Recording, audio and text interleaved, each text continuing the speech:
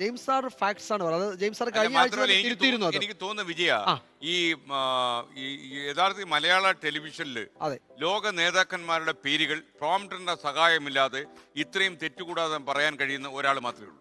അത് ജെയിംസ് അത് ആണ്. മിസ്റ്റർ പി ജെയിംസ് മാത്രമാണ്. No doubt. നമ്മൾ അസൂയയുടെ നോക്കിയിട്ടുണ്ട്. അതുപോലെ ഈ പോപ്പിന്റെ ഇതിഹാസവും അതെ, കത്തോലിക്ക സഭയുടെ വളർച്ചയും ഒക്കെ ആധികാരികമായിട്ട് അവഗാഹത്തോടെ സംസാരിക്കാൻ കഴിയുന്ന മലയാള ടെലിവിഷനിലെ ഏക മാധ്യമപ്രവർത്തകൻ ഒരു പക്ഷേ ഗൂഗിളിൽ നോക്കാം. തന്നെയല്ല എസ് കെ ഈ ലോക വാർത്തകളെ ഇത്രയും ജനകീയമാക്കിയതിൽ ജെയിംസ് സാറിന്റെ പങ്ക് വലുതാണ്. നിങ്ങൾ അറിയേണ്ട ഒരു കാര്യം, ഞങ്ങളെല്ലാം പ്രോംപ്റ്ററിന്റെ സഹായത്തോടെ, ഇപ്പം ഞങ്ങളുടെ മുമ്പിൽ പ്രോംപ്റ്റർ ഇല്ല, പക്ഷേ പ്രോംപ്റ്ററിന്റെ സഹായത്തോടെയാണ് ഞങ്ങൾ മിക്കവാറും എല്ലാം സംസാരിക്കുന്നത്. ചിലപ്പോൾ ഞങ്ങൾ ചിലരുടെ മാറ്റങ്ങളൊക്കെ അതിൽ വരുത്തും എന്നുള്ളതേ ഉള്ളൂ. എന്നാൽ പി ജെയിംസ് വിദേശ വാർത്തകൾ അവതരിപ്പിക്കുമ്പോൾ അദ്ദേഹത്തിന്റെ മുമ്പിൽ പ്രോംപ്റ്റർ ഇല്ല, അദ്ദേഹത്തിന്റെ മുമ്പിൽ ഞാൻ മാത്രമേ ഉള്ളൂ.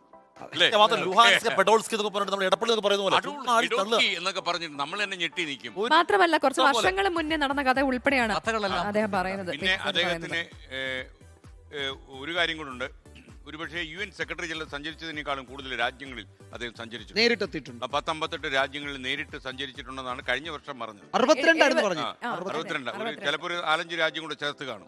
അത് തള്ളലാന്ന് വേണേ പറഞ്ഞു.